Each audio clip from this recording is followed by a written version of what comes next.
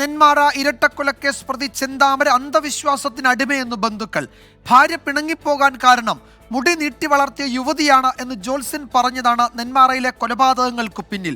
ചെന്താമര വെട്ടിക്കൊലപ്പെടുത്താൻ ശ്രമിച്ചതിനെ തുടർന്നാണ് ഇയാളുടെ ഭാര്യ പിണങ്ങിപ്പോയതെന്നും ബന്ധുക്കൾ 24-നോട് വെളിപ്പെടുത്തി.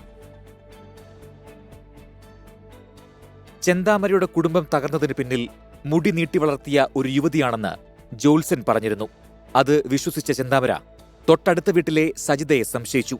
സജിത ഫോണിൽ സംസാരിക്കുമ്പോൾ അത് തന്റെ ഭാര്യയോടാണെന്ന് ചെന്താമര കരുതി.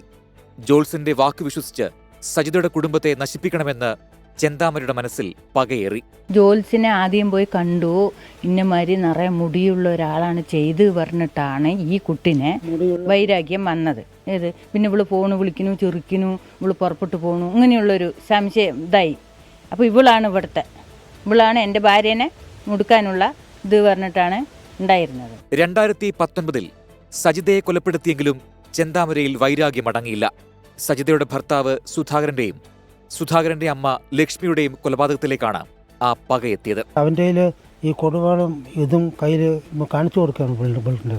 ഈ സാധനം കൊണ്ടേ ഞാനേ പോയി കഴിഞ്ഞാൽ ബൈക്കിൽ പോവാണെങ്കിൽ വെട്ടി വീഴ്ത്തു അറിയോ എന്ന് പറഞ്ഞു. ചെന്താമര നേരത്തെ സ്വന്തം ഭാര്യയെ കൊലപ്പെടുത്താൻ ശ്രമിച്ചതായി ബന്ധുക്കൾ 24-നോട് വെളിപ്പെടുത്തി.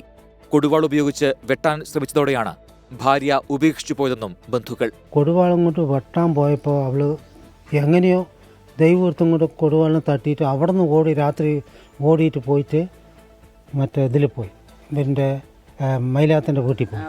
അയൽക്കൂട്ടമാണ്. അതിൻ്റെ ഉള്ളിൽ പോയപ്പോൾ അവൾ രക്ഷപ്പെട്ടു. മാങ്ങളിനെ വരാൻ പറ്റും. അവിടെ നിന്ന് വണ്ടി കയറ്റി വിട്ടു. പിറ്റേ ദിവസം അങ്ങനെ പോയതല്ലാണ്ട് പിന്നെ വന്നിട്ടില്ല. ഭാര്യയെ നിരന്തരം ചെന്താമര ആക്രമിക്കുമായിരുന്നുവെന്നും ബന്ധുക്കൾ വെളിപ്പെടുത്തുന്നു. 24 പാലക്കാട്.